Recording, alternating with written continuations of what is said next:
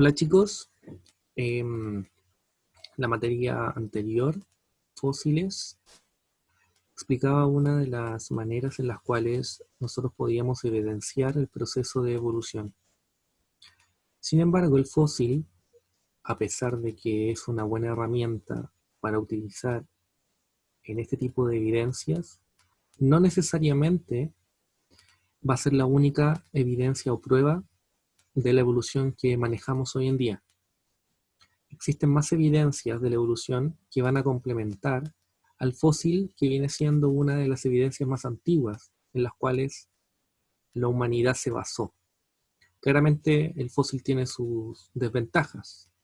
Una de ellas principalmente es que no tenemos fósil de todos los organismos.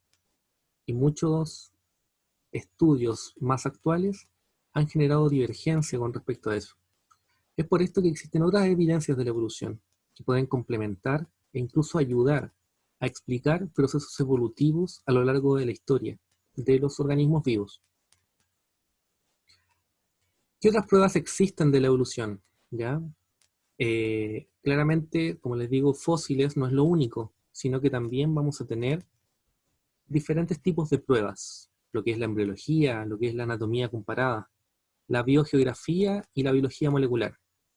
Todas estas en busca siempre de analizar procesos de cambio evolutivo. Vamos a revisar estas una a una para que vamos viendo en qué consiste las características de estas. Para comenzar, embriología, también denominada evolución embrionaria o biología del desarrollo. Su sigla en inglés, ya más conocida como EVO-DEVO, por el desarrollo embrionario y la evolución. Entonces, esta propuesta es de Hegel, ¿ya? El cual decía que la ontogenia recapitula la filogenia. ¿Qué quiere decir esto? Que las características ya de formación embriológica pueden recapitular o dar una explicación a los sistemas de parentesco entre especies. Es por esto, ya, de que cuando hablamos de desarrollo embrionario, los organismos van a exhibir estructuras, ya, o diferentes transformaciones, las cuales se van a ir acumulando en el tiempo. Y probablemente aquellos que estén más emparentados tengan características más similares entre ellos desde el punto de vista embrional. Posteriormente a eso, las características más recientes son más diversas o más diferentes, y eso haría la diferenciación de especies. Por ejemplo, este es un diagrama clásico de Haeckel, donde tenemos diferentes tipos de especies, ¿ya? El pez, la salamandra, la tortuga, la gallina y el ser humano. Claramente, estos organismos, cuando son adultos o cuando están, podríamos decir, más recientes en su formación, ya tienen características bien determinantes una del otro, que lo hacen ser muy distintos. Sin embargo, si nos remontamos al origen de formación embrional, las características embriológicas son hasta similares. Entonces, claramente, mirar el desarrollo embrionario de ciertas especies podría estar explicando cómo esto se desencadena en el futuro y cómo este sistema podría emparentar a ciertas especies. Yo podría decir con este diagrama que estas dos especies, por ejemplo, la gallina y el ser humano, quizás están mucho más emparentadas por el parentesco, el parecido que tienen, comparado con, por ejemplo, no sé, la salamandra. Claramente hay mayores similitudes en estos, a pesar de que todos son bastante similares. Por ejemplo, este ya es un poco más completo, ya tenemos diferentes especies, sin embargo agregamos acá otras especies, ya. Si se dan cuenta, a qué organismo corresponde cada uno. Si nosotros viéramos solamente eso, no tendríamos una clara explicación o una exactitud para saber qué tipo de especie es. Entonces, claramente, a medida que va avanzando este proceso, ya hay diferenciación morfológica. Y esa diferenciación morfológica podríamos decir que va desencadenando los cambios específicos de cada especie. Incluso podemos sugerir ya que si compartimos ancestros comunes, tendrán ciertas características similares. ¿Por qué no? Entonces, la evolución embrionaria o la embriología puede explicar, o podríamos concluir gracias a eso, que las especies son cercanas evolutivamente, ya cuando son cercanas evolutivamente, más tiempo tardarán en diferenciarse embrionalmente. Dicho de otra manera, ya Si estas dos especies son muy emparentadas, ¿ya? O estas dos especies son muy emparentadas, sus diferencias van a ser más tardíamente en su desarrollo embrionario. A diferencia de lo que pasa cuando son muy distantes. Por ejemplo, este organismo y ese organismo son muy distantes evolutivamente. Entonces, al ser tan distantes, sus características embriológicas van cambiando más tempranamente. ¿Ya? El desarrollo embrionario en todos los vertebrados, ¿ya? Tiene características bastante comunes. Por ejemplo, la presencia de cola temporal. Por un tiempo, ¿ya? Tenemos presencia de cola. Fíjense. Hay dos cavidades en el corazón. No está explicado en la imagen. Y encontramos hendiduras o surcos, ya braquiales detrás de la cabeza. Si se dan cuenta, ahí dice hendiduras braquiales. Y todos tienen los mismos procesos ontogenéticos, como decía Haeckel, o embriológicos. Bueno, entonces claramente la evolución y las características embriológicas o embrionarias podrían dar una explicación al parentesco entre especies. Punto 2. Anatomía comparada. La anatomía comparada es una disciplina, ¿ya?, que va a centrarse en las diferencias y semejanzas entre los organismos, pero, ¿ya?, de una perspectiva anatómica, es decir, morfológica. Claramente, hay ciertas similitudes. Entonces, yo podría, por ejemplo, explicar algunas características o parentescos en función de las características físicas o morfológicas que tiene una especie con respecto a otra. Por ejemplo, observen la imagen. Si se dan cuenta, claramente son tres especies o son tres organismos distintos. Pero si nos referimos solamente a los colores, podrían darse cuenta de que tenemos una cierta similitud entre ellos. En la posición o en el orden en el que van. No son idénticos, pero sí tienen una cierta posición que son similares. Entonces, preguntas en respecto a esa imagen. ¿Tendrán un origen común esas estructuras? ¿Tendrán un ancestro común esos organismos que están presentes ahí? ¿Cumplen la misma función las características o las extremidades de estos organismos? Vamos a ver. Homología evolutiva. Es cuando tengo órganos de un origen evolutivo común, pero, ¿ya?, que se han heredado, ¿ya?, también que se han heredado de un ancestro común, porque tienen un origen evolutivo común. Pero ojo, pueden tener funciones distintas. Fíjense. Tengo un brazo humano, tengo la pata de un gato, tengo la aleta de una ballena y la ala de un murciélago. En esa imagen. ¿Sí? Humano, gato, ballena, murciélago. Si veo la posición o la organización de sus huesos, claramente tienen una disposición bastante similar. La forma no es igual, pero las características o la posición son iguales.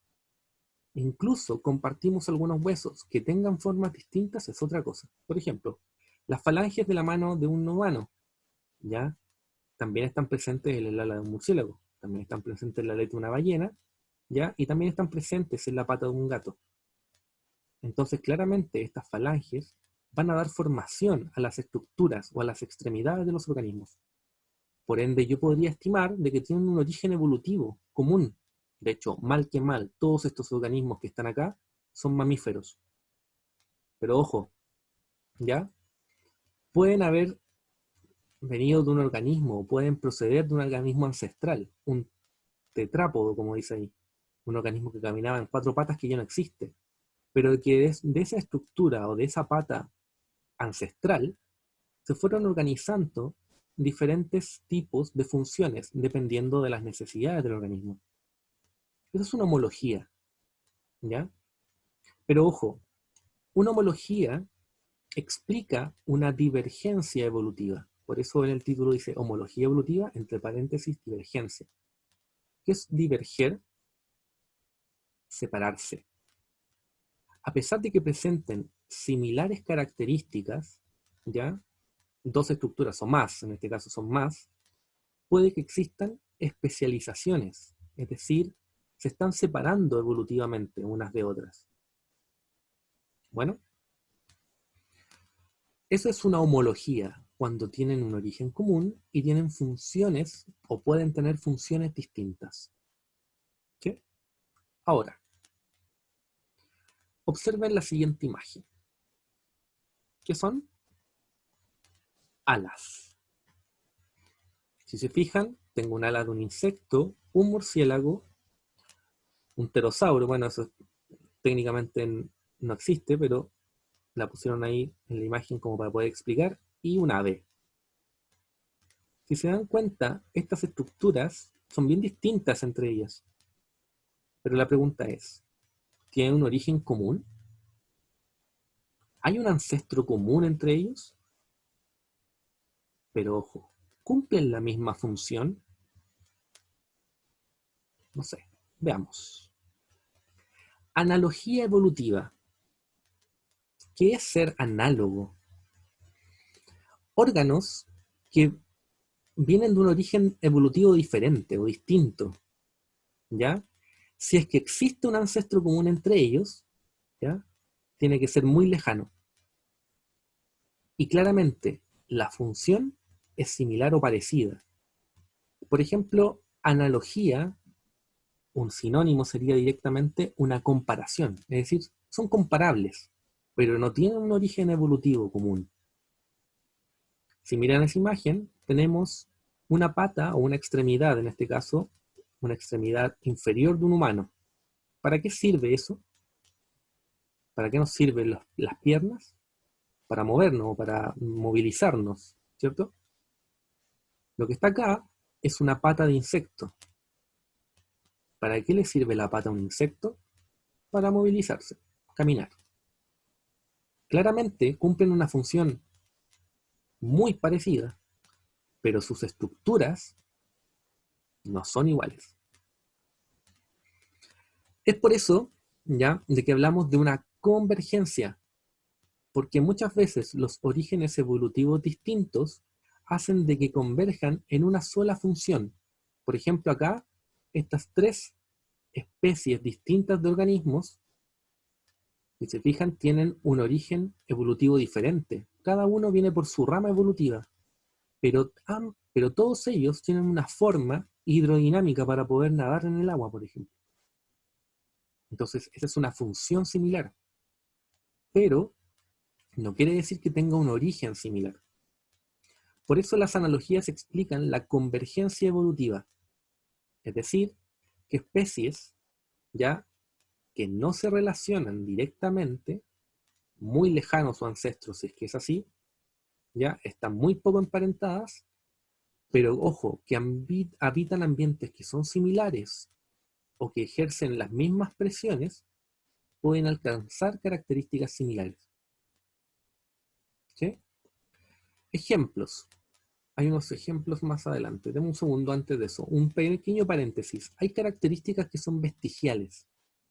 Que, por ejemplo, estos rasgos vestigiales son denominados ya a lo largo del tiempo como aquellos que en algún momento cumplieron funciones, pero que ahora ya no sirven. Esto es un paréntesis dentro de anatomía comparada. ¿Por qué? Ya porque en algunos de estos grupos se han ido perdiendo estas funciones y han quedado los remanentes. Por ejemplo, el apéndice en el caso de humanos, que en algún momento cumplía funciones de degradación de ciertas proteínas de la carne. Hoy no. El coxis, también en humanos, que son características anatómicas que daban origen a la cola, que los humanos eventualmente perdieron, o los homínidos en general, no los humanos. Entonces, tercer punto, pruebas biogeográficas o la biogeografía. Cuando yo hablo de biogeografía, me voy a referir a la distribución geográfica, ¿ya? Esta distribución geográfica puede generar variaciones en los organismos, que incluso posean características o tengan origen incluso común. por ejemplo, las pruebas biogeográficas, ¿ya? Las podemos encontrar en todos lados, o en todo el planeta, como dice ahí, y principalmente consisten, ¿ya? En características o funciones que algunos grupos de especies puedan tener y que sean muy parecidas, ¿ya? Pero ojo, pueden estar más o menos emparentadas, no necesariamente deben ser muy distintas o muy parecidas. La gracia de estas pruebas biogeográficas es que nos pueden dar indicios de a veces cómo la geografía impacta en las características de ciertos organismos. Por ejemplo, acá, no sé, tenemos organismos que están muy lejanos en territorio, ¿ya? Acá está América, allá está África. Sin embargo, tenemos organismos que son bastante similares.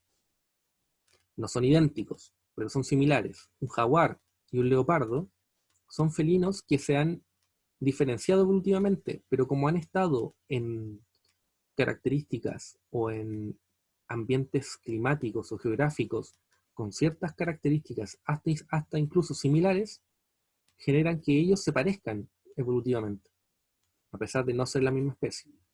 Lo mismo pasa con los armadillos, el tapir en el lado de acá, ¿ya? El rinoceronte en el lado de allá, catarino, ¿ya? Etcétera.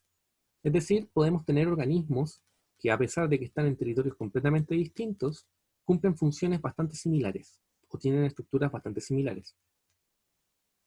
Por ejemplo, acá en Australia, ¿ya?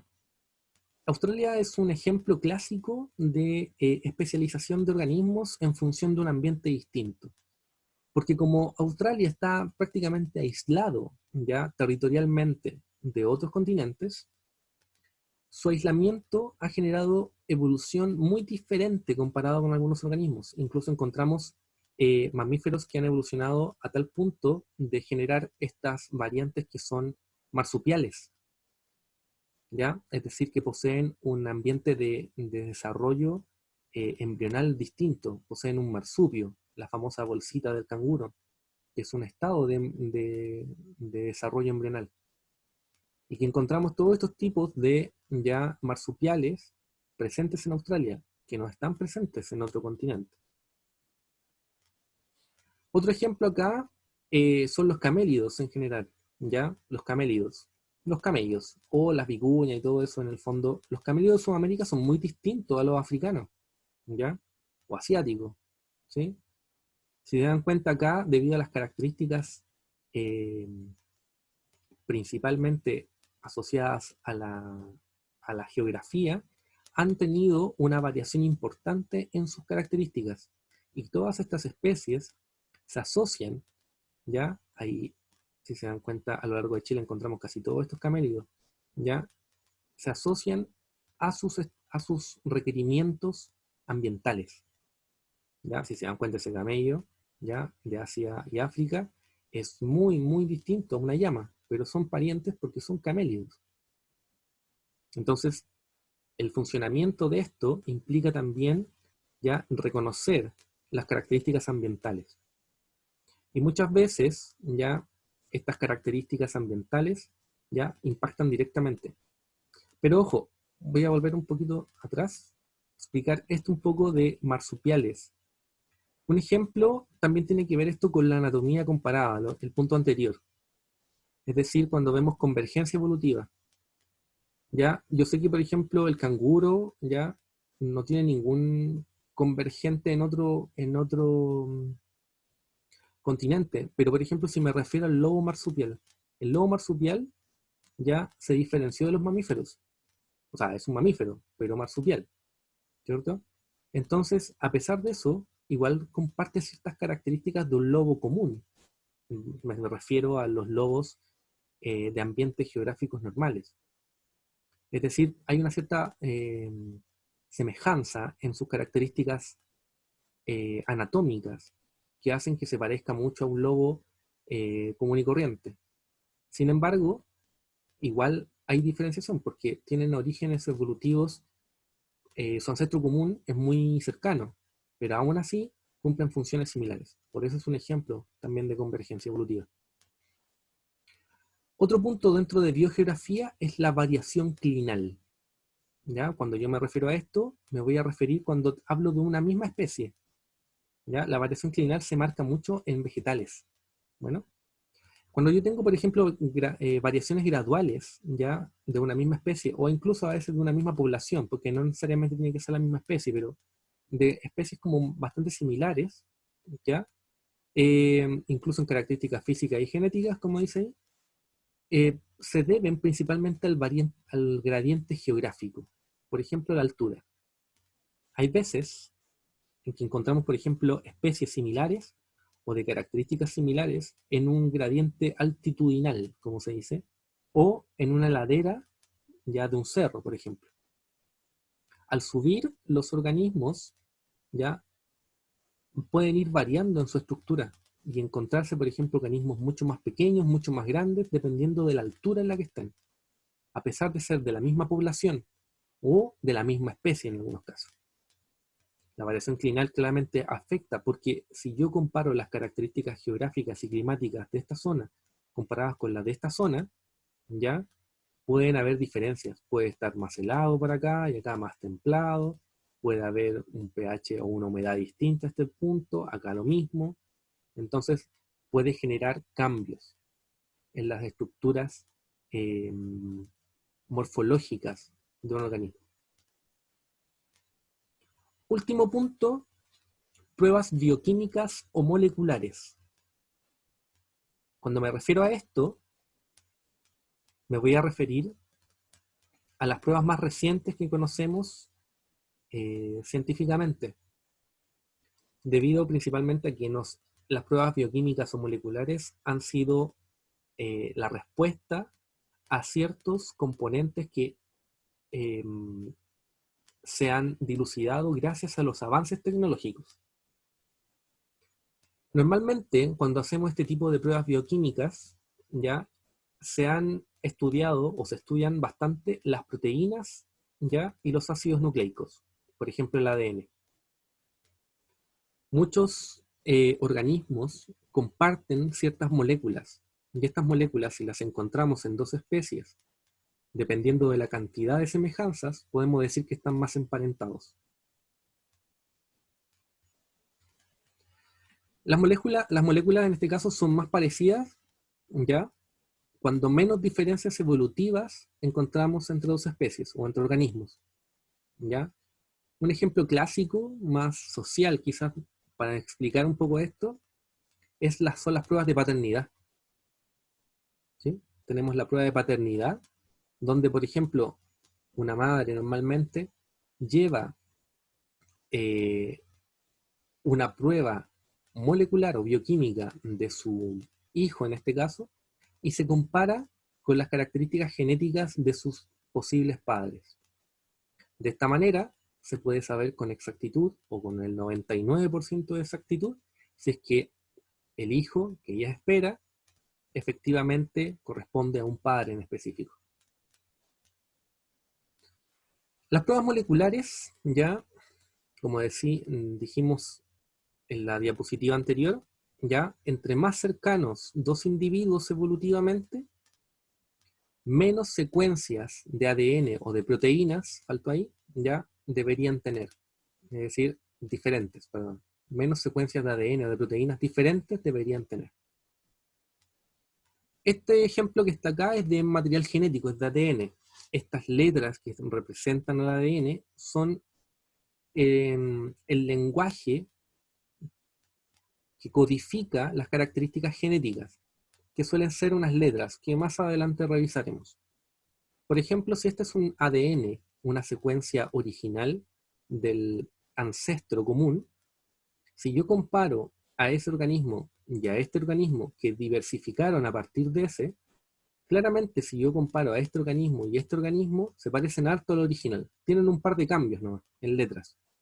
Y si yo los comparo entre ellos, las semejanzas entre sus características o entre sus letras dirían que incluso se parecen mucho, es decir, que pueden estar muy emparentados.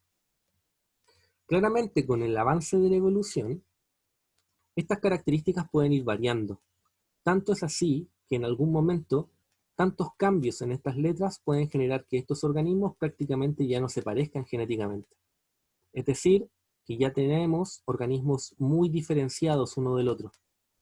Pero cuando los analizamos recientemente, ya podríamos decir, efectivamente, son muy emparentados.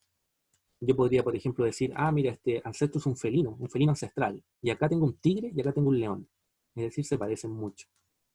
Pero quizá acá tengo un organismo, no sé, un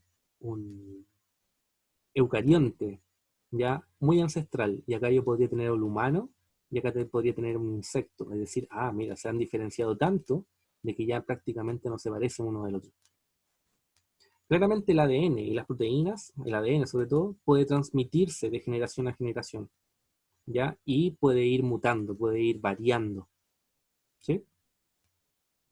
Bueno, las pruebas moleculares se pueden dividir tanto en ADN o en proteínas. Lo mencionamos al principio de esta secuencia o de estas pruebas moleculares o biomoléculas. Primero que todo, ya el lenguaje que se utiliza en el ADN, el lenguaje, hablemos de letras, es universal. Todos los organismos vivos se escriben su material genético, sus genes, de la misma manera. Claramente no todos tienen los mismos genes, pero los genes están escritos en el mismo lenguaje, con las mismas letras.